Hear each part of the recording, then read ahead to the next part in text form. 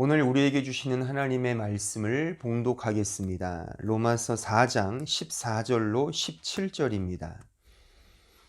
만일 율법에 속한 자들이 상속자이면 믿음은 헛것이 되고 약속은 파기되었느니라. 율법은 진노를 이루게 하나니 율법이 없는 곳에는 범법도 없느니라.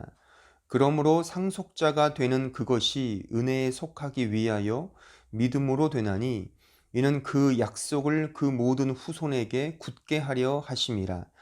율법에 속한 자에게뿐만 아니라 아브라함의 믿음에 속한 자에게도 그러하니 아브라함은 모든 믿는 사람의 조상이라. 기록된 바 내가 너를 많은 민족의 조상으로 세웠다 하심과 같으니 그가 믿은 바 하나님은 죽은 자를 살리시며 없는 것을 있는 것으로 부르시는 이시니라. 아멘. 로마서 강의 47번째 시간입니다. 오늘은 지난 시간에 이어서 믿음의 자취를 따라서란 제목으로 하나님 말씀을 증거하겠습니다. 오늘 본문 12절에 보시면 믿음의 자취란 문구가 등장을 합니다. 이 자취란 단어는 이크노스, 즉 풋스텝, 발자국이란 뜻을 가지고 있습니다. 제가 지난 시간에 강조했던 문구가 이거죠. 즉 믿음의 자취는 신자 스스로가 남긴 발자국이 아니라 하나님이 그 신자를 통해 남기신 발자국이다 라고 하는 이 설명이었습니다. 다시 말하면 신자 본인의 열심과 노력으로 그런 믿음의 발자취가 남긴 것이 아니라 하나님의 은혜의 열심과 그 능력으로 그런 믿음의 자취가 신자에게 새겨진다는 그런 말씀이었습니다. 우리는 이 사실을 지난주에 그 창세기에 나타난 그 아브라함의 이야기를 통해 확인을 했었습니다. 오늘은 이 부분을 좀 더 깊이 들어가 보려고 합니다. 특히 오늘 읽은 본문 17절을 중심으로 하여 그 아브라함이 이 고백을, 그 17절의 그 고백을 어떻게 할 수 있었는지를 좀 추적하면서 그 믿음의 자취에 대해서 좀 더 깊이 생각해 보는 그런 시간을 갖고자 합니다. 여러분들은 아브라함 하면 가장 먼저 그리고 가장 으뜸으로 떠오르는 사건이 무엇입니까? 모르긴 몰라도 그가 100세에 난 아들 이삭을 모리아산에 가서 번제물로 바친 그 사건일 거라고 여겨집니다. 그럼 이런 질문도 당연히 뒤따르게 되어 있습니다. 즉, 그는 어떻게 그렇게 할 수 있었을까? 그죠? 도대체 아브라함은 얼마나 믿음이 탁월한가? 어떻게 하면 우리도 아브라함처럼 그런 믿음을 가질 수 있을까? 등등 이런 존경에 맞지 않는 질문 공세가 우리로부터 터져 나올 것입니다. 그런데 그 답이 바로 오늘 본문 17절에 담겨져 있다는 것입니다. 자, 이런 측면에서 한번 17절을 다시 한번 읽어보겠습니다. 기록된 바 내가 너를 많은 민족의 조상으로 세웠다 하심과 같으니 그가 믿은 바 하나님은 죽은 자를 살리시며 없는 것을 있는 것으로 부르시는 이시니라. 그러니까 이런 믿음이 있었기에 그는 그 아들 이삭을 제물로 바칠 수 있었던 것입니다. 물론 다시 강조하건대 이 믿음 역시 아브라함의 믿음이 아니죠. 물론 아브라함의 믿음입니다. 뭐 말이 이렇게 왔다 갔다 하는데 한번 잘 들어보십시오. 물론 아브라함의 믿음이지만 그가 이렇게 믿음의 고백, 이런 믿음의 자취를 남길 수 있었던 것은 그 배후에 하나님의 역사하심이 있었다는 사실입니다. 아브라함이 깨달은 진리입니다만 그렇게 인도하시고 간섭하신 그 하나님의 배후의 역사하심, 그가 있었기에, 하나님이 있었기에 이제 아브라함이 이런 진리, 이런 복음, 이런 믿음을 깨달았다. 이제 그렇게 우리가 꼭 알아야 하는 것입니다. 그러니까 지난주에 저는 이 사실을 이제 12장부터, 즉 창세기 12장부터 이제 쭉 살피면서 우리가 이런 배후의 역사하신 그 하나님의 은혜의 열심이 바로 아브라함을 압도하여 아브라함이 이런 믿음의 고백을 할 수 있는 자가 되었음을 우리는 확인했습니다. 한번 간략하게 한번 복습을 좀 해보면, 그러니까 창세기 12장에서 하나님은 아무런 조건 없이 아브라함을 이제 부르시죠. 그래서 복의 근원이 되게 해 주시겠다고 언약을 맺으십니다. 하지만 아브라함은 그 복을 세상적 복으로 이해했단 말이죠. 즉 소유의 확대와 자신이 아들, 그 씨를 갖는 것으로 이해했습니다. 하지만 하나님의 약속은 그게 아니었습니다. 그게 아니었습니다. 하지만 하나님은 그의 수준에 맞추셔서 그렇게 일단 접고 들어가는 거죠. 그래서 그렇게 이제 알려주시는 겁니다. 그리고 창세기 13장의 후반절에 하나님은 재차 이제 아브라함에게 나타나시어 한층 더 발전된 언약을 그에게 밝혀주십니다. 거기서 제라, 그 씨라고 하는 그 약속을 허락해 주십니다. 물론 그 제라를 아브라함은 분명 자신이 낳는 아들로 생각을 했습니다. 하지만 하나님께서 계획하시고 의도하신 제라는 그런 세상적인 아들이 아니었죠. 그렇죠? 그게 뭐였습니까? 우리가 지난 시간에 확인했듯이 그게 예수 그리스도였죠. 그러니까 복음이었단 말입니다. 그러니까 하나님께서는 이 복음, 예수 그리스도를 통한 그 복을 아브라함에게 주시고자 그렇게 약속을 하셨던 것입니다. 하지만 아브라함은 이 복음, 이 사실을 몰랐습니다. 재차 창세기 15장에서 하나님은 다시 아브라함에게 나타나사 이 제라의 언약을 더 분명히 보여주시고 말씀하십니다. 심지어 끔찍하고 무서운, 하지만 분명하고 확실한 세레모니를 보이시죠. 그러니까 제사 예식을 보이십니다. 그것을 통해 그 언약을 한층 더 분명히 하십니다. 하지만 그때까지도 아브라함은 그 언약의 진의를 몰랐습니다. 하지만 하나님은 자신의 은혜로 그에게 믿음을 덧입혀 주십니다. 덧입혀 주시고 그 믿음을 그의 의로 여겨 주십니다. 로기조마이, 여겨 주시는 거죠.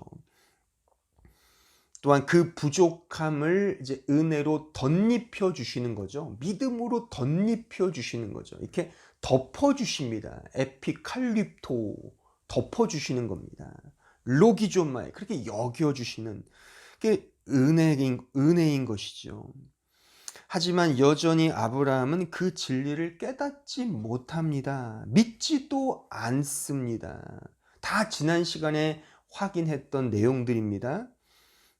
기억이 안 나시걸랑 다시 들어보시기를 권해드립니다.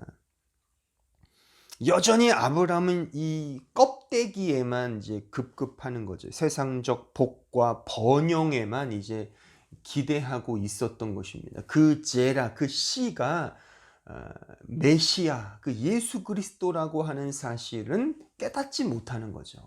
알 길이 없는 거죠. 그냥 내가 낳는 자식, 내가 가진 이 소유, 이 재산의 증식, 증대, 번영, 이렇게만 생각을 했던 것입니다. 창세기 17장에 와서 하나님은 더 분명히 말씀하시죠. 하지만 아브라함은 이때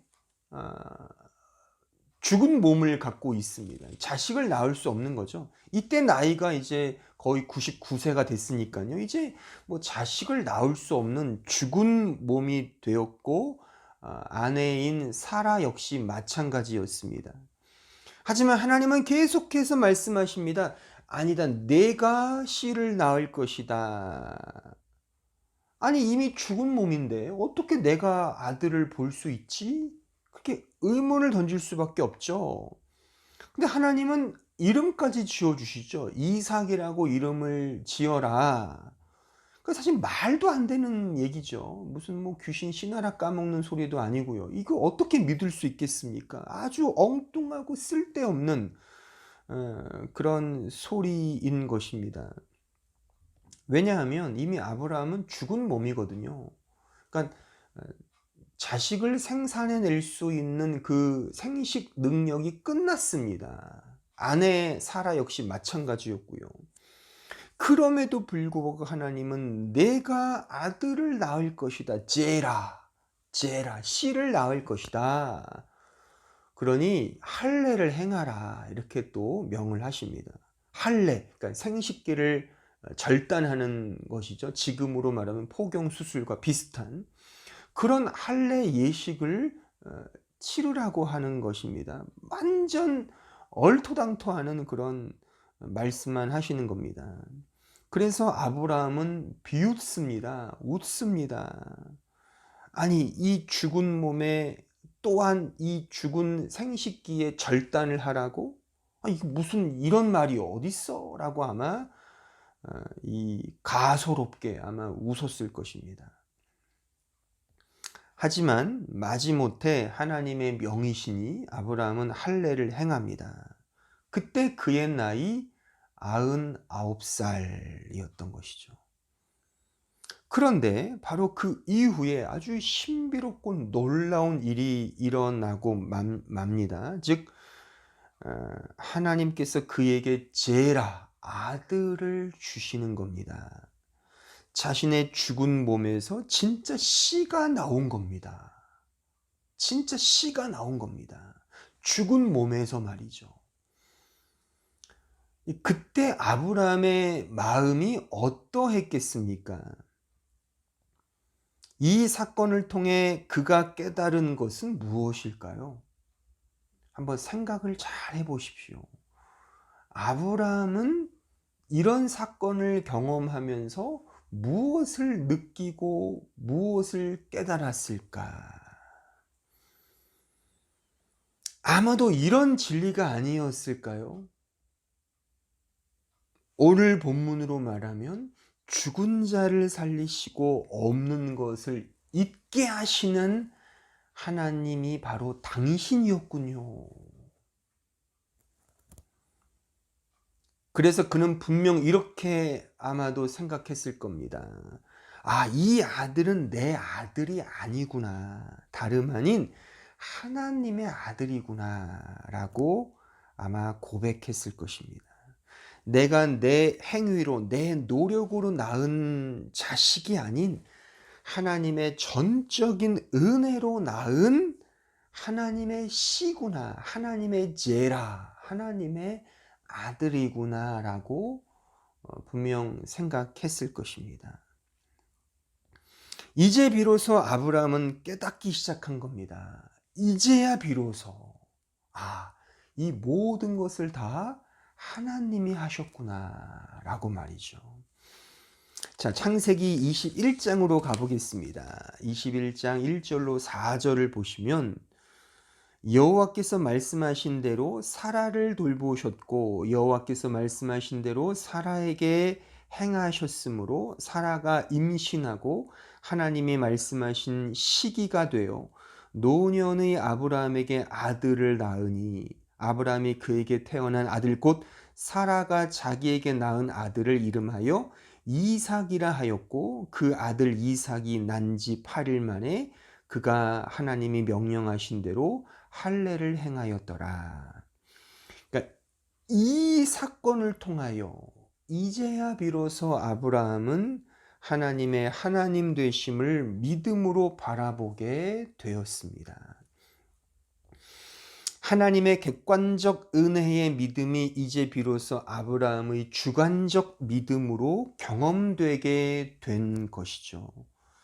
이것이 바로 죽은 몸에서 씨를 생산해내는 이 사건을 통해 아브라함이 깨달은 복음의 진리인 것입니다.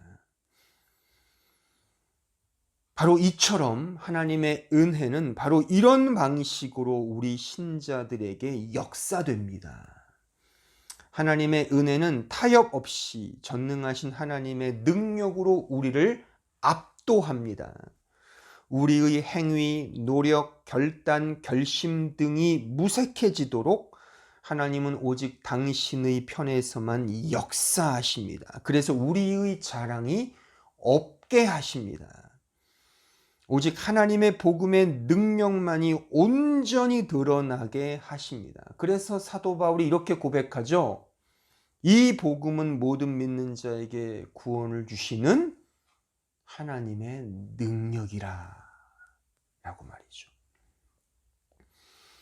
말하자면 이제 아브라함은 이 복음의 능력을 깨달은 것입니다. 자신의 행위로서가 아닌 전적인 은혜와 믿음으로, 그 하나님의 믿음으로 이 언약의 상속자가 되었음을 이제 비로소 깨닫게 된 것입니다.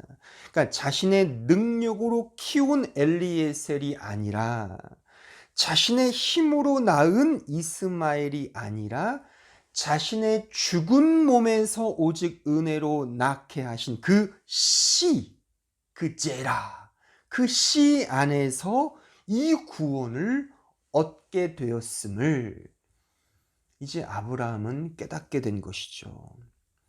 하나님은 아브라함에게 이 복을 깨닫게 하시기 위해서 이러한 언약을 계속해서 말씀하시고 그와 맺으신 것입니다. 결국 이 제라가 뭐였죠?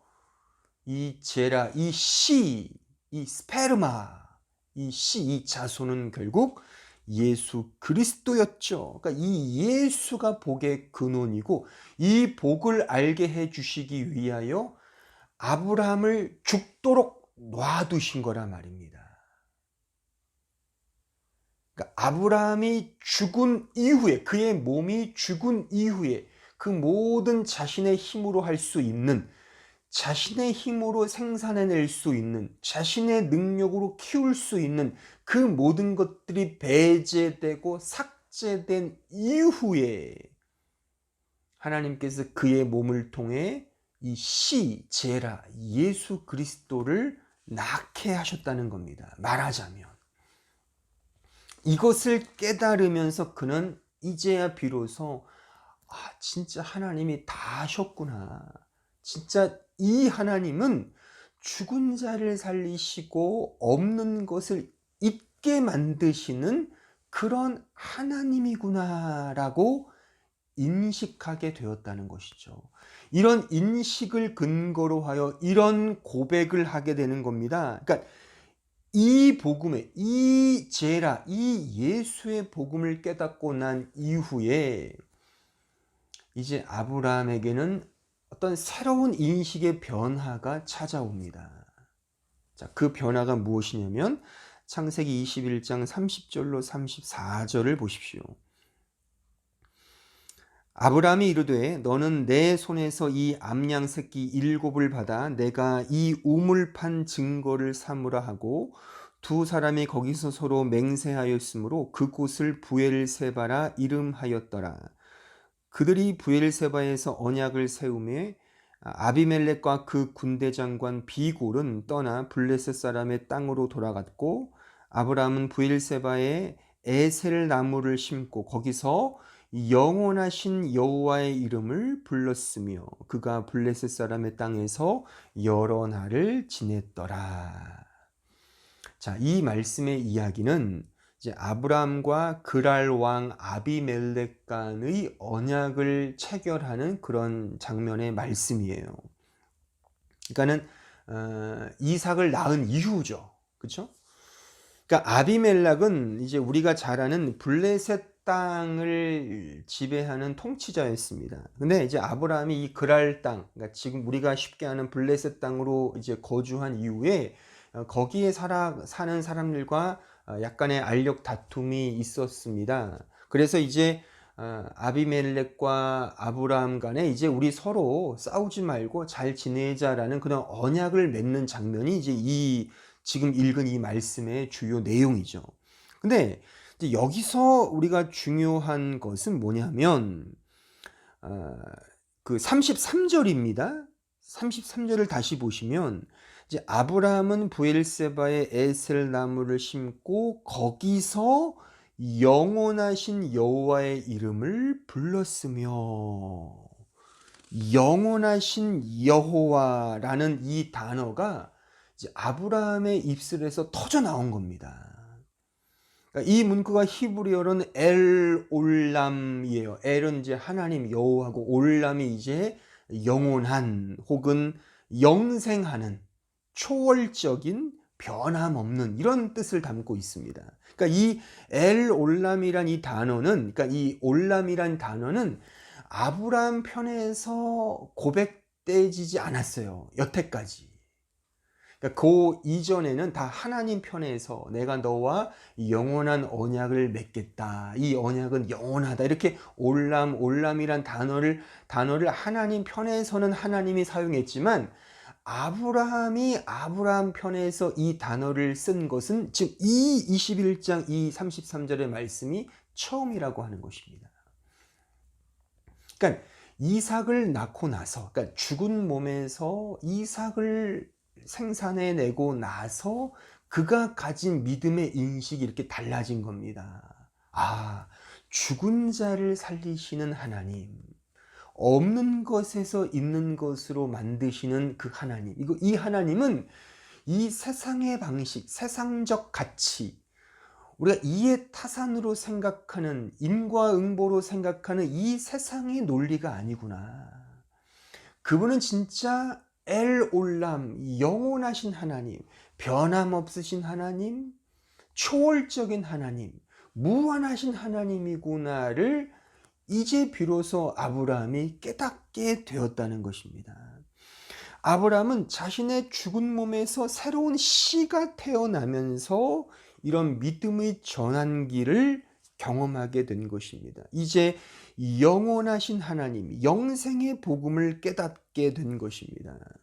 말하자면 오늘 본문 17절, 하나님은 죽은 자를 살리시며 없는 것을 있는 것으로 부르시는 여호와 하나님이다 라고 하는 이 고백, 이 고백을 이제 아브라함은 죽은 몸에서 이 이삭, 이 제라를 생산해 내면서, 그러니까 그 생산의 냄을 경험하면서 그가 비로소 이 믿음의 세계로 이제 나아가게 되었다라고 볼 수가 있습니다.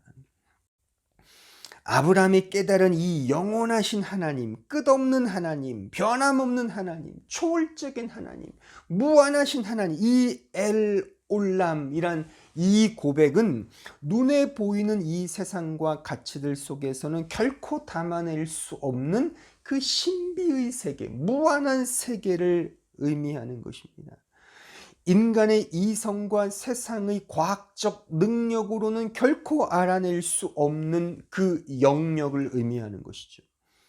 이것이 영원하신 하나님, 그 엘 올람이라는 이 문구에 담겨져 있는 뜻입니다. 이것을 이제 비로소 아브라함이 깨닫게 되었다고 우리가 볼 수 있는 것입니다.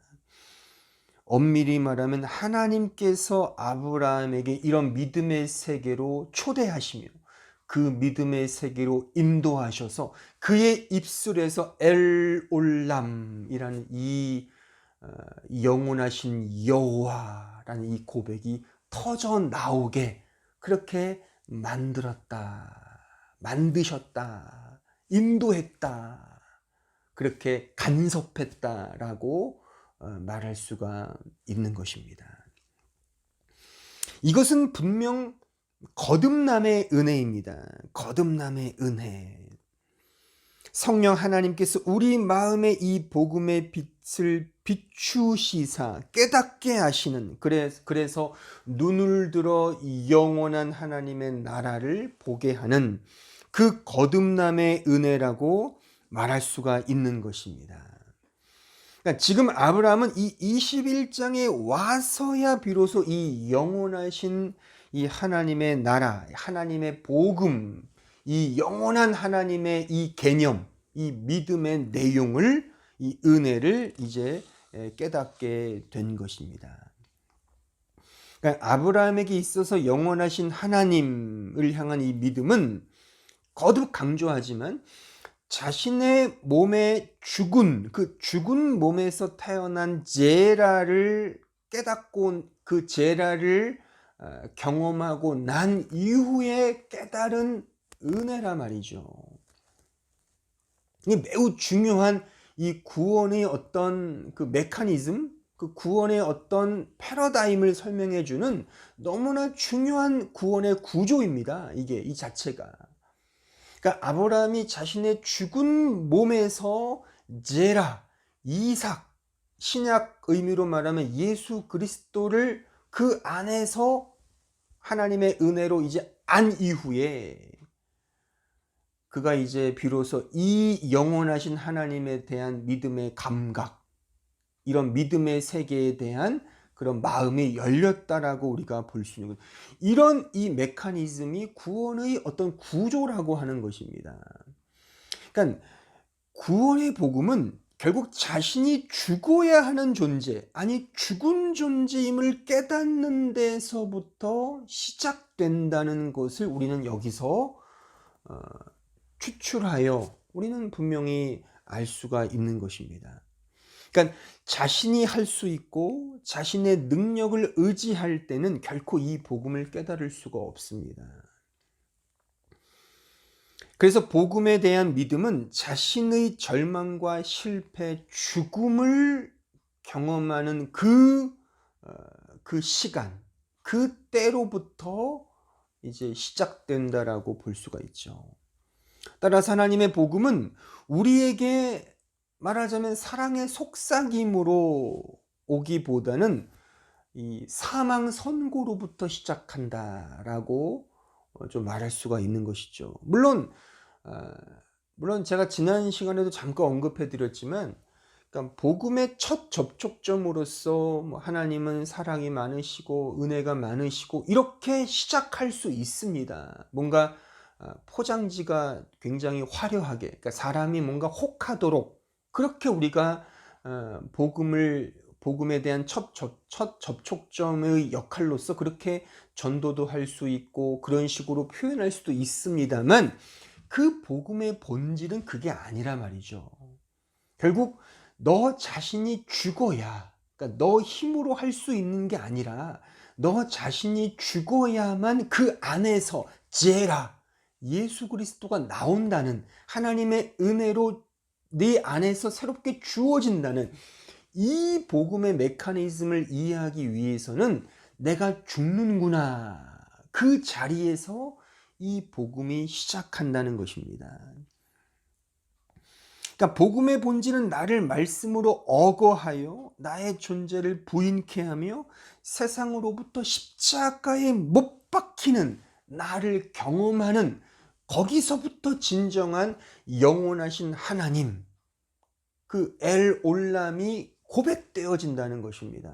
그러니까 그 전까지는 말하자면 복음의 어떤 시작점이라고 볼 수 있지만, 그 복음의 본질의 시작점, 예비 단계라고 우리가 이 현실적으로는 상정할 수 있지만 그것 자체는 복음이 아니라는 것입니다. 이해를 하시겠습니까?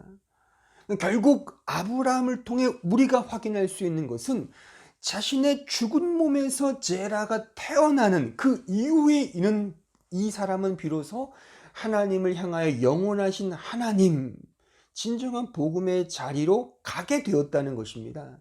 진짜 구원의 그 맛, 진짜 복음의 진의를 깨닫게 되었다는 거예요. 그 전까지는 다 그는 세상적인 의미에서 복음을 이해했단 말입니다.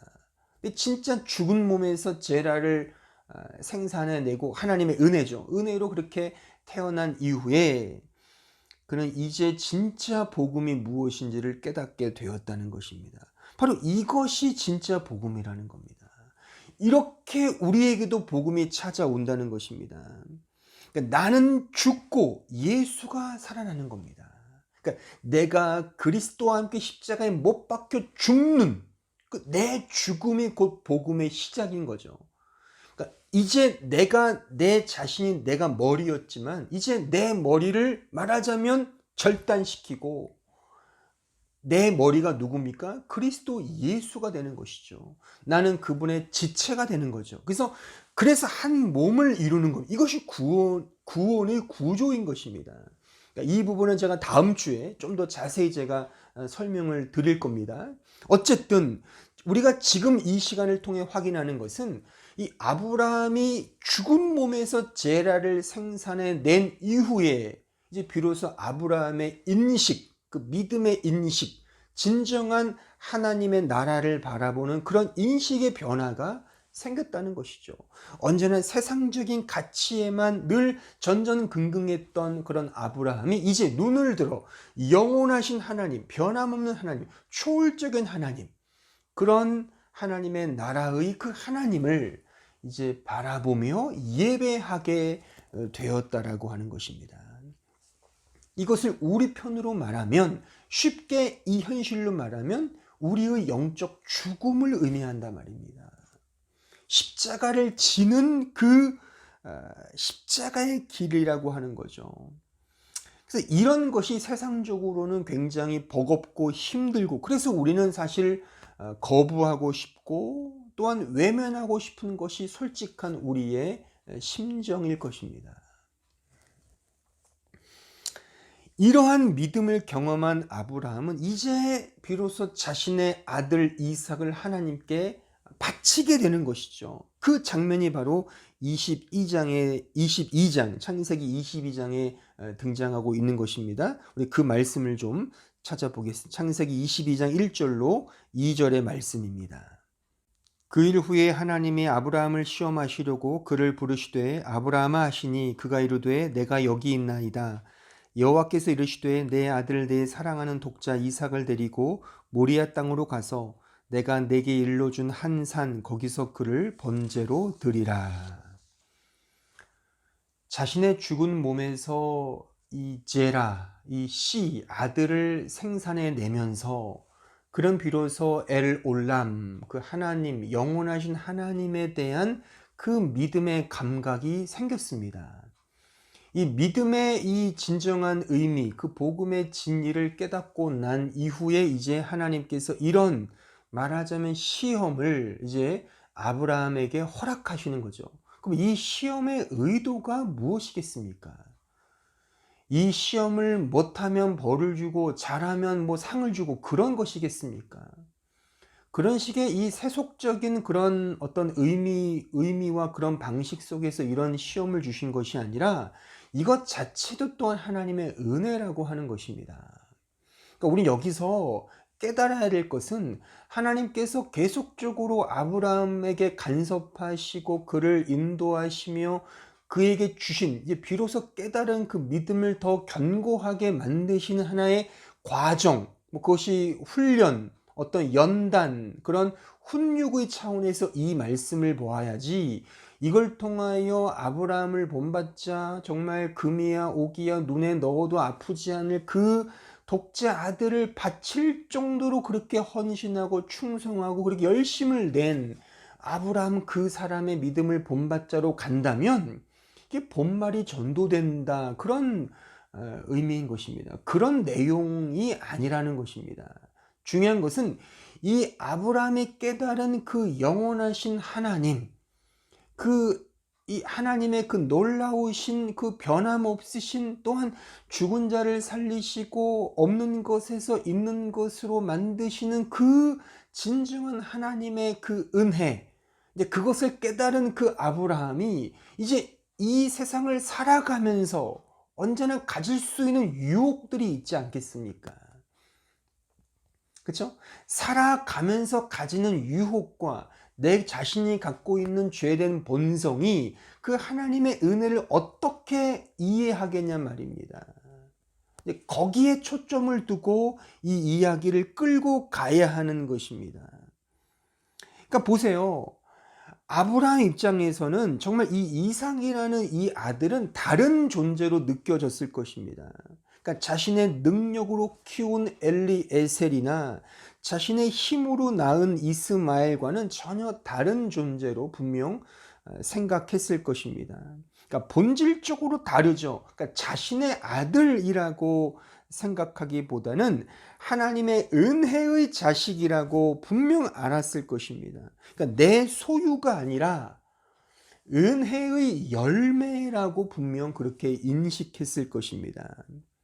그러니까 주신 자도 여호와시요 거두시는 이도 여호와십니다라고 한 그 욥의 초창기 고백처럼 말이죠. 그런 아마 마음으로 생각을 했을 것입니다. 그러니까 처음에 가졌던 마음은 분명 이와 같았을 것입니다. 그래서 이삭만 봐도 감사하고 이삭만 봐도 기쁨이 넘치고, 근데 그 기쁨은 이스마엘이나 자신의 힘으로 이렇게 키운 그런 엘리에셀이나 자신이 이룬 그런 업적과는 전혀 사뭇 다른 그런 어떤 영적인 기쁨. 아, 진짜 하나님이 다 하셨구나. 그러니까 이삭이 잘하는 걸 보면서 아마 그런 느낌과 그런 감사와 그런 감격이 그의 마음속, 그의 영혼을 아마 적셨을 것입니다. 몇 년은 갔을 겁니다. 하지만 문제는 바로 인간이 늘 자기중심적으로 자기 근거를 두고 생각한다는 것이죠. 그러니까 그런 은혜마저도 자신의 소유로 갖고자 하는 그 인간 중심적 죄성, 그것이 이제 자기 마음속에서 꿈틀꿈틀 일어났을 것입니다. 그러니까 모든 걸 자기 자신을 근거로 두고자 하는, 그래서 자기 의를 세우고자 하는 그 아담적 그 본성이 이제 우리 인간에게는 늘 남아 있지 않습니까? 이런 속성을 알기에 하나님께서 아브라함에게 이런 시험, 이런 은혜의 시험을 주셨다는 사실인 것입니다. 그러니까 이런 인간의 자기중심적 이 속성, 이런 죄성은 사실 우리가 늘 고백하고 우리가 늘 알고 있는 것 아닙니까? 그러니까 우리의 믿음 여정을 통해서도 충분히 감지할 수 있는 다 그런 내용들입니다. 한번 잘 생각해 보십시오. 여러분들이 처음 신앙생활을 하면서 그 느꼈던 그 구원의 은혜의 감격, 그 마음을 한번 떠올려 보십시오.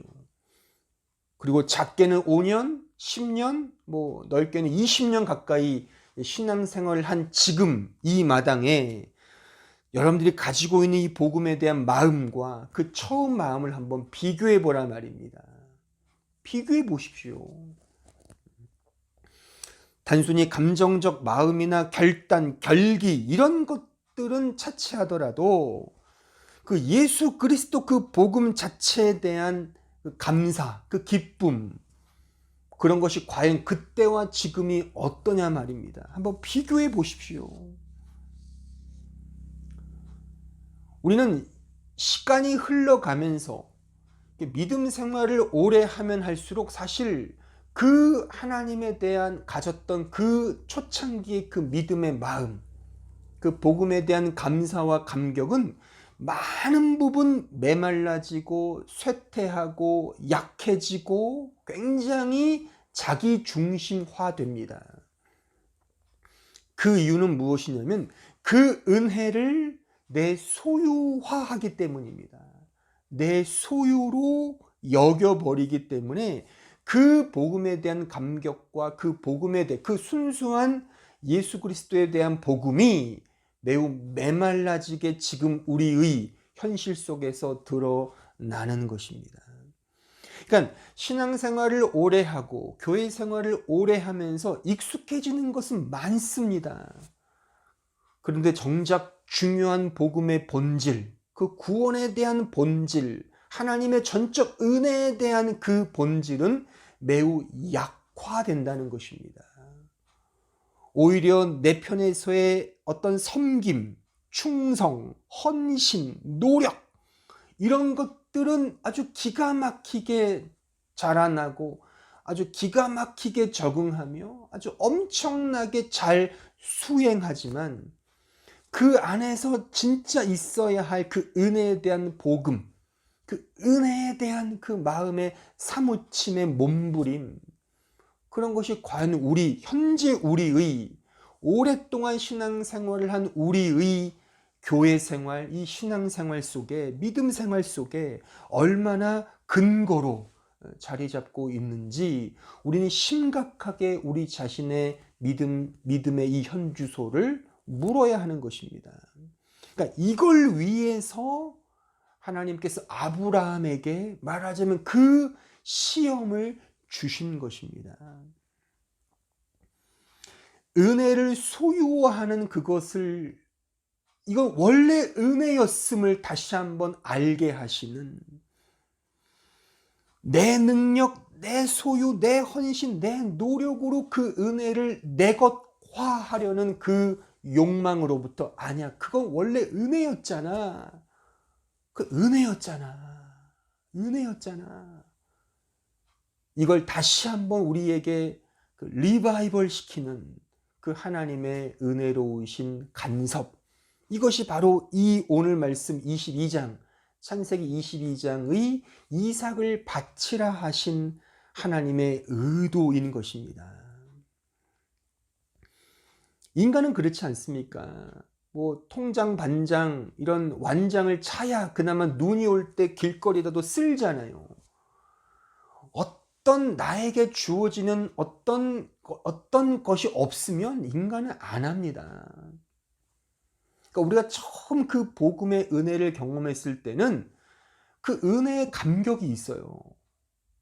물론 그것이 감정적이나 이런 결기나 결단 이런 것만 얘기하는 게 아닙니다. 물론 그런 감정적인 것은 업다운이 될 수 있습니다. 그걸 제가 말하는 것이 아니라 어떤 의미에서 인격적으로 그 퍼스널리티, 하나님 앞에, 제가 지난 시간에 말했던 그 하나님 앞에서 단독자로 서려고 하는 그 내가 가지고 있는 모든 것들은 다 내려놓고 그냥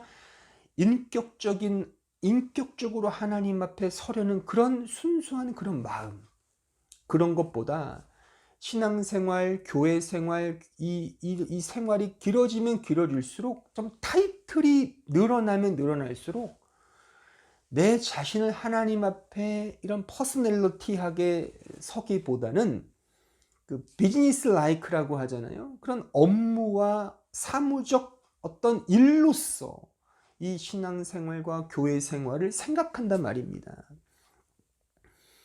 그러니까 신앙생활이 일로 되는 거죠. 예배 드리는 것도 일로 생각하고, 교회 생활도 일로 생각하고, 직분도 일로 생각하죠. 그렇잖아요. 일로 생각하는 게 아니라면, 그러니까 일로 생각하니까 이 일을 하면 상처를 받는 거죠. 그렇잖아요. 이것을 어떤 비즈니스 라이크로 생각하니까 이 일을 하면서 하나님의 그 빚진 자의 마음으로 감격하여 감사하며 기쁨으로 하는 것이 아니라 일로 생각하니까 이 일을 하면서 똑같잖아요. 세상 일을 하면 상처받고 뭐 이런 여러 가지 일들을 겪듯이 똑같잖아요. 교회도 그렇게 생각을 하는 거죠. 비즈니스로. 다 이 하나님의 은혜와 이 복음을 소유화한 겁니다. 내 소유화한 것. 그러니까 익숙하게 만드는 거죠. 물론 익숙해지는 건 좋은 겁니다. 어떤 의미에서. 그 익숙함이 이 힌트를 잘못 옮기면 이게 내 거가 돼버리는 거죠. 다 내 거. 그죠? 하나님의 은혜도 내 거. 하나님의 말씀도 내 거. 내가 소유하니까. 내가 안다는 거잖아요. 이 말씀이 나를 어거하고 나를 이끌고 나를 더 겸손하게 하나님을 따라가는 주의 제자로 만드는 것이 아니라 내가 말씀을 많이 알아. 이런 거잖아요. 내가 이런 일을 잘해. 나 이렇게 설교도 잘하고 찬양도 잘 부르고 교회 일도 열심히 잘하고, 이게 내 중심적으로 이 하나님의 이 은혜의 일들을 인간적 일로 둔갑시킨다는 거죠.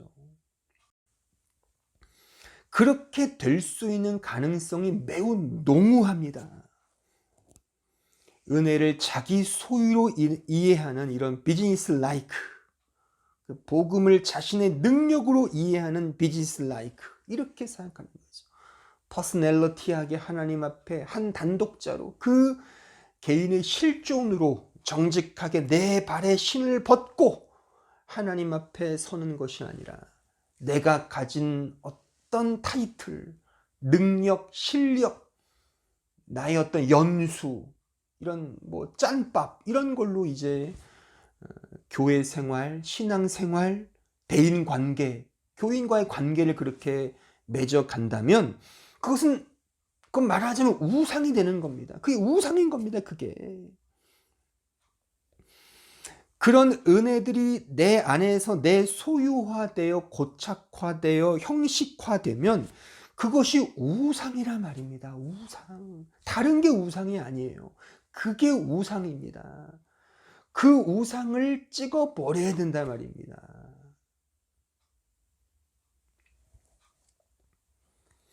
그러니까 아브라함에게 있어서 이삭은, 아까 제가 말씀드렸잖아요. 이삭은 죽은 몸에서 생산해낸 그 은혜의 자식이란 말이죠. 그러니까 은혜의 정점이었어요. 그 아들을 볼 때마다 자신의 어리석음을 깨달았겠죠. 아, 하나님이 이런 제라를 주시려고 하는 건데 나는 그것도 모르고 뭐 내가 내 힘으로 낳으려고 내 힘으로 뭔가 하려고 했던 것이 막 생각났겠죠. 그러니까 너무나 내 자신의 어리석음을 돌아보게 하며, 그러니까 내 자신의 죄를, 죄인됨을 깨닫게 하며, 오히려 이런 죄를 에피칼립토 이렇게 덮어주시고 로기조마의 은혜로 여겨주시는 그 하나님의 은혜를 풍성히 하면 느꼈을 겁니다. 이삭을 볼 때마다. 그런데 시간이 흐르면서 그 은혜와 그 사랑이 자신의 소유화되는 거예요. 아브라함의 소유. 그래서 결국 자기 자랑거리가 되지 않습니까? 아, 그러니까 하나님의 은혜라는 것을 이제 느끼기보다는 그 은혜는 얘기하죠. 그 은혜를 받아서 100세에 내가 낳았어요. 내가 이렇게 몸이 아팠는데 막 기도했더니 하나님께서 네 불치병을 낫게 해주셨어요. 너무나 감사합니다. 근데 이것이 점점 갈수록 이게 어떻게 돼요? 돈벌이가 되잖아요. 간증 집회를 하면서 이렇게 아팠는데 하나님의 은혜로 내가 기도해서 나았어요. 대단하죠? 그러잖아요. 사업에 실패했는데 기도했더니 하나님께서 은혜로 주셨어요. 감격이 있어도 처음에는. 그렇지만 점점 갈수록 그것을 내 거화 시키는 거죠. 내 소유화 시키는 거예요. 인간에는 이런 죄성이 있단 말입니다. 그러니까 우리가 순수하게 아무리 은혜를 경험했어도 어떤 우리의 정말 말하자면 그 하나님의 놀라운 간섭이 있잖아요. 우리 인생은 다 드라마틱하지 않습니까? 그 놀라운 하나님의 간섭의 내용들이 있어요. 근데 이것을 그 처음에는 하나님의 은혜로 알아요. 그 십자가의 은혜, 감격이 있지만 인간이 살면 살수록 그것을 내 거화 시키려고 한단 말입니다. 그래서 간증도 하면서 뭔가 나눌 때도 그렇게 쓱쓱 자기의 자랑들을 얘기하면서 으쓱해지는 거죠. 어깨가 올라가는 거죠. 누가 또 대접해 주죠. 뭐 아무개 당신은 정말 대단한 은혜를 받은 것 같아요. 그러니까 으쓱해지면서 내 소유화가 되는 거예요. 그 놀라운 하나님의 전적인 100%의 은혜가 내 소유화가 되면서 조금씩 그 은혜가, 하나님 은혜가 내 자랑으로 이제 변해간단 말입니다. 나 이런 거 경험했어. 나 하나님의 이러이러한 능력, 은혜 경험했어 라고 말이죠. 그 뉘앙스 속에는 분명히 자기 자랑이 독보섯처럼 자라고 있단 말입니다. 좀 말하기가 쉽지 않지만 저는 이 시대에 회자되는 대부분의 간증들이 다 자기 자랑이라고 생각을 합니다. 그래서 원래 우리 개혁교회 전통에 있어서는 간증이라는 것은 본인이 알고 있는, 본인이 하나님 앞에 아까 말했던 엘 올람, 그 영원하신 하나님을 자기 스스로 고백하며 감사하는 것으로 이해해야지, 그것을 가지고 막 뭐 누구 앞에서 이야기하고 뭐 책을 쓰고 이런 것들은 사실 좋은 그런 본보기는 본보기라고 말할 수는 없습니다.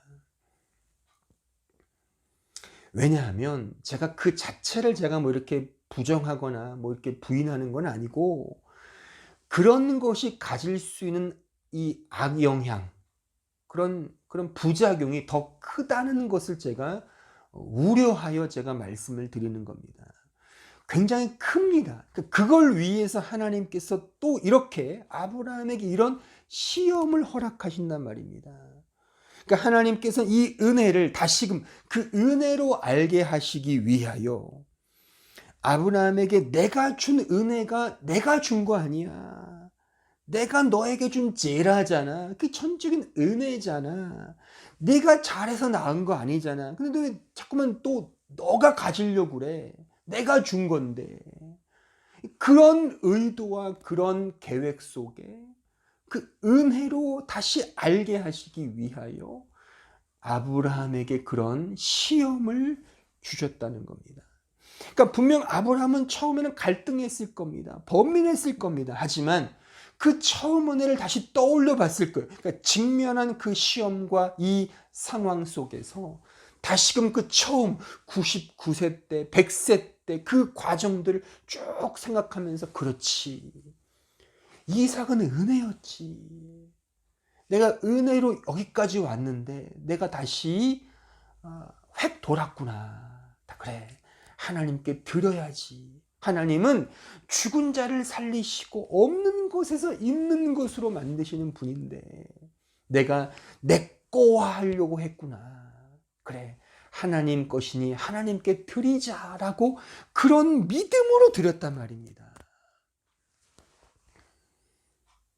그러니까 이 시험은 단순히 하나님께서 뭐 심술궂은 목리를 부리시거나 생트집을 잡으시거나 고집스러운 질투심을 드러내는 말씀이 아니라, 아브라함으로 하여금 그 복음에 대한 처음 사랑을 다시금 깨닫게 하시는 하나님의, 말하자면 어떤 이 은혜로우신 채찍, 그 훈련 과정이라고 말할 수가 있는 거예요. 그 처음 사랑, 그 처음 은혜를 회복해 하시는 하나님의 은혜로우신 손길인 것입니다.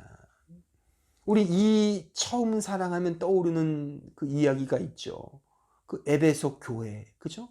자, 요한계시록 2장 1절로 5절 말씀을 보십시오. 에베소 교회의 사자에게 편지하라. 오른손에 있는 7별을 붙잡고 7 금촛대 사이를 거니시는 이가 이르시되, 내가 내 행위와 수고와 내 인내를 알고 또 악한 자들을 용납하지 아니한 것과 자칭 사도라 하되 아닌 자들을 시험하여 그의 거짓된 것을 내가 드러낸 것과 또 내가 참고 내 이름을 위하여 견디고 게으르지 아니한 것을 아노라. 그러나 너를 책망할 것이 있나니 너의 처음 사랑을 버렸느니라. 그러므로 어디서 떨어졌는지를 생각하고 회개하여 처음 행위를 가지라. 만일 그리하지 아니하고 회개하지 아니하면 내가 내게 가서 내 촛대를 그 자리에서 옮기리라. 여러분, 이 편지는요, 주께서 교회에게 주신 편지임을 꼭 기억하셔야 돼요. 그러니까 예수를 모르고 하나님을 믿지 않는 이방 족속들, 무슨 세상 사람들에게 주신 말씀이 아니라 하나님을 믿고 있는, 자신의 피로 주고 산 그 교회의 성도들에게 하신 말씀이라 말입니다. 그러니까 무슨 뭐 이렇게 완전히 생판 모르는 그런 세상 사람이 아니라 사랑하는 자신의 백성에게 주신 말씀임을 기억을 해야 합니다. 그러니까 마치 아비가 아들을 훈계하듯이 말이죠. 그죠? 부모의 훈계는 막 쓰고 굉장히 따갑고 버겁지만 일단 사랑의 훈육이지 않습니까? 사랑이 전제되어 있지 않습니까? 그런 맥락에서 지금 주님께서 에베소 교인들에게 이 편지를 쓰고 있는 것입니다. 그러니까 좀 잘해라. 다시금 처음 사랑을 회복해라. 그러니까 이런 맥락에서 아브라함에게도 야, 내가 너에게 준 거 아니냐. 네가 한 게 있냐? 내가 거저 준 거잖아. 그러니 너 한번 어떻게 할 거야? 그러니까 아브라함이 생각했겠죠. 그렇구나. 이게 하나님의 은혜구나. 그런 은혜의 마음을 담아 다시 한번 그 은혜로 가게 하는 이 사건이 바로 모리아 산의 이 번제 사건이라고 하는 것입니다. 이와 같이 우리는 여전히 이 죽은 몸에 살고 있습니다. 이 세상에 살고 있죠. 여전히 많은 유혹과 또한 이 죄된 본성이 우리 마음에 언제나 독버섯처럼 자랄 수 있는 그런 이 상황에 우리는 놓여 있습니다. 하나님의 은혜를 받았다 하지만 이것이 시간이 흘러가면서 점점 못된 습성이 드러나죠. 즉 자기 의를 근거하고자 하는, 내 소유로 삼고자 하는 그런 어떤 죄성이 우리 마음속에서 발동된단 말입니다. 그래서 하나님은 이런 우리를 위해서 시험이라는 것을 허락하신단 말입니다. 달리 말하면 하나님은 우리를 위해서 마치 육신의 아버지와 같이 연단과 훈련을 하신단 말입니다. 자식된 우리로 하여금 자기 자신을 부인하게 하는 그 믿음의 길을 걷게 하시도록 광야의 길을 걷게 하셔서 진정한 하나님의 은혜를 더 깊이 깨닫게 하시기 위하여 이런 믿음의 길을, 이런 믿음의 자취를 우리에게 허락하신다 말입니다. 때로는 핍박과 박해의 길로 우리를 몰고 가실 수도 있습니다. 정말 힘든 시험과 훈련 과정을 우리에게 허락하시죠. 그 씨를, 그 은혜의 씨를 다시 알게 하시기 위하여, 그 구원자이신 예수 그리스도의 십자가를 다시 기억하게 하시기 위하여 우리로 하여금 평탄한 길을 가게 하기보다 어려운 길로 가게 하셔서 이 은혜가 무엇인지를 더 깊이 우리에게 느끼고 깨닫게 하신단 말입니다. 그러므로 신자가 당하는 고난은 고난이 아니죠. 은혜인 것입니다.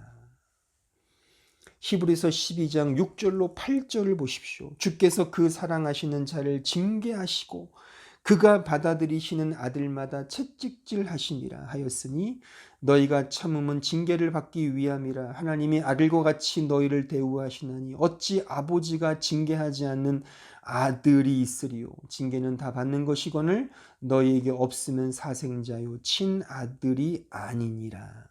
이 믿음의 길, 이 믿음의 자취로 살아가는 것이 이 땅에서 신자가 걸어가야 할 믿음의 길이며 믿음의 자취인 것입니다. 또 하나님은 이 은혜를 더 알게 하시기 위하여 일부러 이 길로 우리를 몰고 가십니다. 그러니 왜 나만 이런 고난을 주세요? 왜 나만 이렇게 힘든 역경을 주세요? 왜 나만 이런 험난한 길을 가게 하세요? 라고 혹 마음에 아우성이 처지시는 분이 있으시다면 오늘 제가 설명한 이 말씀을 잘 떠올려 보십시오. 바로 그 길이 진짜 믿음의 길이요 믿음의 자취인 것입니다. 그러니까 교회에서 이것을 배우는 거예요. 이 사실을. 그래서 내가 진짜 주어진 환경의 이 여건이 아니라 이 여건 너머에서 나를 인도하고 계시는 그 하나님의 은혜의 손길을 느낄 수 있어야 하는 것입니다. 그러니까 물론 인간적으로 불평이 나오고 불만이 토로되죠. 하지만 오늘 이 말씀을 통해 확인했지, 이런 고난과 역경 속에서 계속 이 은혜를 알게 하시는, 하나님을 바라보게 하시는 그 하나님의 손길, 그것을 느끼자는 겁니다. 그러니까 그러므로 이 아브라함의 스토리의 정점은 창세기 22장이 맞죠. 22장이죠. 그러니까 이 아브라함의 모든 스토리의 정점은 22장입니다. 이삭을 바치는 사건이죠. 그러니까 내가 하나님의 은혜로 낳은 아들을 다시 하나님께 바치는 이 사건을 통해 하나님의 간섭과 그의 열심과 그의 인도하심이 어떤 성격을 가지고 있으며 그 하나님의 그 은혜의 그 간섭이 나로부터 어떻게 되어져야 하는지를 우리는 이 22장을 지금 주의하면서 확인을 한 것입니다.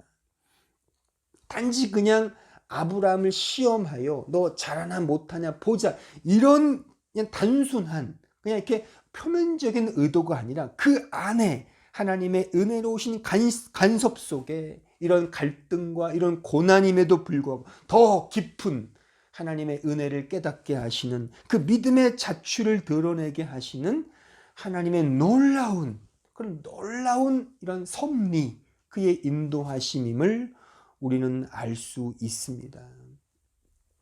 그러므로 여러분들이 지금 이 예배에 참여하고 있는, 이 설교를 듣고 있는 여러분들이 어디서 어떤 복음, 어떤 구원에 대한 비밀을 들으셨든 우리가 결국 가야 할 길은 바로 이 길임을, 이 믿음의 자취임을 우리는 꼭 기억해야 하는 것입니다. 그러니까 허구한 날 창세기 12장에만 머물러 있으면 안 됩니다. 창세기 12장, 아브라함의 예로 든다면 창세기 12장, 13장 하반절, 15장, 17장 거기만 머물러 있으면 안 돼요. 21장, 22장으로 가야 합니다. 그러니까 하나님 우리를 그렇게 인도하실 겁니다. 이렇게 우리에게 맞추셔서 이렇게 하나하나 가르쳐서 때로는 선생으로, 때로는 부모로, 때로는 우리의 냉엄한 교사로, 우리의 훈련 교관으로서 계속 이렇게 맞추셔서 하나하나 역사하실 겁니다. 그러니까 우리 편의 중요한 각오와 결심은 12장에 머물러선 안 된다. 계속 가야 한다는 것입니다. 우리의 믿음의 생활이 계속 이렇게 가야지, 계속 하나님의 은혜를 은혜로서 알아야지, 계속 세속적인 복, 세속적인 번영에만 머물러 있는 창세기 12장이라면 그것은 복음이 아닙니다. 내 죽은 몸에서 이삭, 그 예수 그리스도가 나오는 그 어마어마한 경험을 해야 되는 것이고, 그러기 위해서는 내가 죽어야죠. 또 하나님이 나를 죽게 하실 겁니다. 그러니까 보세요. 하나님께서 계속 기다리시잖아요. 그가 죽을 때까지 기다리시잖아요. 그렇죠? 그가 쌩쌩할 때, 자기 힘으로 할 수 있을 때는 안 주십니다. 줘도 깨닫지 못하니까. 그러니까 죽은 몸에서 태어난 이삭을 또한 자기 소유로 생각할 수 있는 인간인데, 하나님은 내 힘으로 할 수 있는 가운데 뭘 주시면 그걸 어떻게 인간이 받아들일까요? 하나님의 은혜라고 생각할까요? 내 힘으로 한다고 생각을 하죠. 그래서 하나님 우리를 죽도록 놔두신단 말입니다. 그래서 하나님 우리에게 응답을 안 주시는지도 몰라요. 우리가 원하는 것을 아무리 기도해도 하나님은 안 주시죠. 내 원하는 뜻대로 하나님은 인도하시지 않습니다. 왜요? 그냥 죽게 놔두시는 거예요. 또 죽어야지만 진짜 하나님을 붙들 수 있으니까. 거기서부터 이제 새로운 은혜가 시작된다는 말입니다. 이 믿음의 자취로 가야 하는 겁니다. 어디서 어떤 복음과 어떤 구원을 들었든 이게 성경이 말하는 우리가 드러내야 할 믿음의 자취이며, 하나님께서 우리를 통해 우리 안에 새기실 그 믿음의 자취가 바로 이 내용이라고 하는 사실을 꼭 기억하십시오. 다른 것은 없어요. 다른 복음은 없습니다. 다른 구원은 없어요. 이 길을 걸어가는 거예요. 이 길 속에 참된 기쁨과 자유를 누리는 것입니다. 이런 의미에서 제가 지난 시간 마지막에 우리 모두 죽었다고 복창하자라고 제가 말씀드린 거예요. 그러니까 이 길이 세상적으로 좋습니까? 이 길이 세상적으로 화려한 길이냐고요? 그렇지 않잖아요. 그러니까 죽었다고 복창하고 이 은혜를 따라, 하나님의 주신 바 그 은혜를 따라 하나님께 드리며 나는 한 거 없습니다, 이런 마음으로 한 걸음 한 걸음 살아가야 한단 말입니다. 그런데 안타까운 것은 현대 교인들, 현대 교회는 언제나 창세기 12장에만 머물러 있다는 사실인 것입니다. 이것이 너무나 안타까운 현실인 거죠. 15장에서 자신이 정말 이렇게 키운 그 엘리에셀을 하나님께 드렸던 아브라함처럼 17장에서 자신의 힘으로 낳은 이스마엘을 하나님께 드리려고 했던 것처럼 우리는 자꾸만 우리의 믿음 생활과 교회 생활을 통하여 내 능력, 내 소유, 내 실력, 내 소망을 하나님께 드리려고 하잖아요. 나 이만큼 열심히 하고 있잖아요. 하나님 복 주세요. 뭐 이런 거잖아요. 또 그 복을 또 하나님께 또 자랑 삼아 이야기하고 과시하고 타인들 앞에서 또 거들먹거리며 살아가는, 이것이 말하자면 믿음이 좋다라고 우리는 생각하지 않습니까? 언제나 15장, 17장에 머물고 있단 말이죠. 이게 우리의 믿음 생활이 아닙니다. 우리는 21장, 22장으로 가야 합니다. 내 죽은 몸에서 이제 이삭, 예수 그리스도를 낳는 겁니다. 하나님께서 나를 그 안으로 튜닝시키셔서 나를 죽이시고 예수만을 살게 하십니다. 그 은혜, 전적인 복음을 깨닫는 거죠. 이제 그 안에서 이제 신앙생활 하는 거예요. 그럼에도 불구하고 시간이 흐르면서 그 은혜마저도 내 소유하려고 하죠. 다시 그것을 하나님은 요구하실 겁니다. 그때 우리가 그 은혜를 기억하며, 처음 사랑을 기억하며 그것마저도 드리는 거예요. 그것마저도. 이것이 오늘 창세기 22장에서 확인한 그 은혜, 하나님의 은혜에 대한 아브라함의 반응인 겁니다. 굳이 이것을 본받자면 이것을 본받자고요. 아브라함의 이 결단이면 이 결단, 이 믿음을 본받자고요.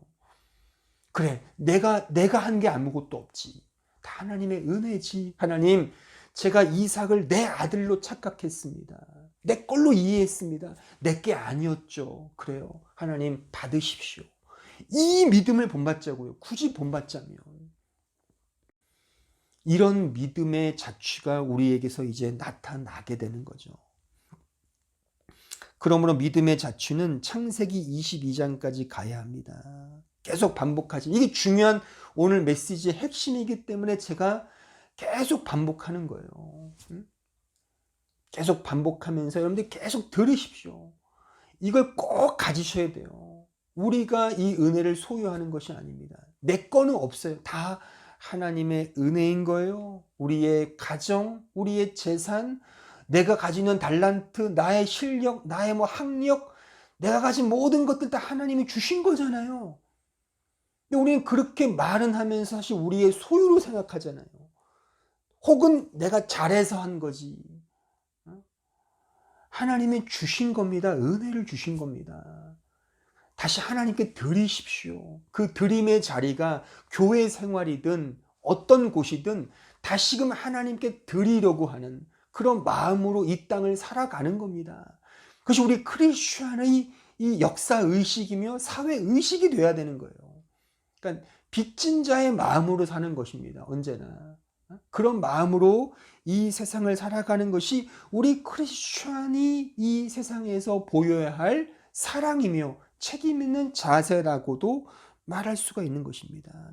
하지만 이것을 잘못 오해하거나 시간이 흐르면서 잘못 우리가 그냥 방치해버리면 언제나 내 자랑, 내 소유 또한 내 우상이 되어버린단 말입니다. 따라서 우리는 언제나 이 믿음의 자취를 통하여 날마다 내 존재를 부인하며 심지어 내 존재의 삭제당함을 당하는 겁니다.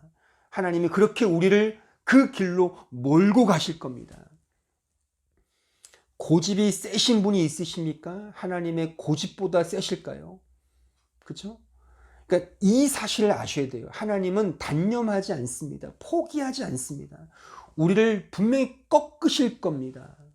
우리를 이 길로 몰고 가실 겁니다. 이런 의미에서 믿음의 자취, 믿음의 길은 쉬운 길이 아닙니다. 현실적으로 우리 입장에서 보면 이거는 쉬운 길이 아니에요. 하나님과 씨름하는 길입니다. 그래서 하나님께서 야곱의 그 이 뼈를 꺾잖아요. 그 환도뼈를 꺾지 않습니까? 그러니까 남자에게 가장 중요한 그 뼈, 이 생산해낼 수 있는 그 뼈를 꺾는다는 뜻이거든요. 그 뼈를 꺾으셔서 부러뜨리십니다. 그래서 평생 야곱은 이 절뚝거리며 걸어 다녔다고 하지 않습니까? 그렇게 하나님은 당신이 택하신 백성들을 인도하신단 말입니다. 하나님은 포기하지 아니하십니다. 그러니까 우리가 삭제당하는 그 순간까지 이 죽음의 길로 우리를 몰고 가시는 겁니다. 이것을 시편의 기자는 이렇게 우리에게 시적으로 혹은 매우 엄중한 단어를 쓰면서 우리에게 비유적으로 말을 하고 있죠. 시편 40편 1절로 2절 말씀을 보십시오. 내가 여호와를 기다리고 기다렸더니 귀를 기울이사 나의 부르짖음을 들으셨도다. 나를 기가 막힐 웅덩이와 수렁에서 끌어올리시고 내 발을 반석 위에 두사 내 걸음을 견고하게 하셨도다. 기가 막힐 웅덩이와 수렁에서 끌어주시는 거예요. 그럼 이런 질문을 던질 수 있지 않을까요? 아니, 그 기가 막힐 웅덩이와 수렁으로 가는데 왜 하나님은 가만히 계셨지? 바로 그겁니다. 하나님은 놔두십니다. 그 웅덩이와 그 수렁에서 하나님밖에 없습니다를 알 때 비로소 끌어내신단 말입니다. 이것이 우리를 만들어 가시는 하나님의 믿음의 자취이며 또 우리가 드러내야 할 믿음의 자취인 것입니다. 믿음의 자취는 이렇듯 기가 막힐 웅덩이와 수렁입니다. 아무것도 바라볼 수 없는, 그래서 오직 하나님만 바라보게 되는 그 자리가 구원의 복음의 그 자리이며 믿음이 믿음되는 자리인 것입니다. 그 죽음을 경험하는 것이 믿음의 자취인 것입니다. 어렵죠. 내용이 어렵다기보다는 이 진리를 받기가 어렵죠. 그렇죠? 오늘 설교가 뭐 어렵습니까? 쉽죠. 하지만 이 진리를 내가 받아들이기가 어렵죠. 왜요? 우리는 다 이런 죽음의 길, 이 기가 막힐 웅덩이와 수렁을 회피하고 싶지, 이 안에 가고 싶지는 않기 때문인 겁니다. 하지만 오늘 이 말씀을 통하여 제가 정직하게 말씀을 드린다면 우리에게 다 이 기가 막힐 웅덩이와 수렁이 있을 겁니다. 지금 이 수렁에 아마 있는 분도 있으실 겁니다. 그렇다면 오늘 이 설교가 위로가 되기를 바랍니다. 그러니까 너무 잘 된다고 자고하지 마시고 또 너무 못 된다고 인생이 힘들다고 너무 실망하지 마십시오. 바로 이런 기가 막힐 하나님의 이 은혜의 손길 속에서 그 자리가 정말 수렁이며 웅덩이라 하더라도 그 안에서 하나님의 크신 은혜의 손길이 있음을 꼭 기억하는 우리 모두가 돼야 할 것입니다. 이런 점에서 믿음 생활은 쉽지 않습니다. 쉽지 않습니다. 어려운 길이 맞습니다. 하지만 이 복음의 길만이, 이 믿음의 자취만이 우리에게 진정한 기쁨과 자유를 준다는 사실을 꼭 기억하십시오. 그럼에도 불구하고 이 복음의 길은 믿음의 길이며 믿음의 자취, 이 자취를 드러내야 하는 길이기 때문에 날마다 나 자신을 부인하며 죽이며 십자가의 길을 걸어가는 길임을 또 우리는 알아야 하는 것입니다. 이런 점에서 쉽지 않습니다. 그러므로 더 많이 기도하십시오. 더 많이 고민하시고 또 더 많이 기도하십시오. 기도하셔서 그 안에서 이 놀라운 주님의 손길과 그 은혜를 경험하는 우리 모두가 되어야 할 줄로 믿습니다.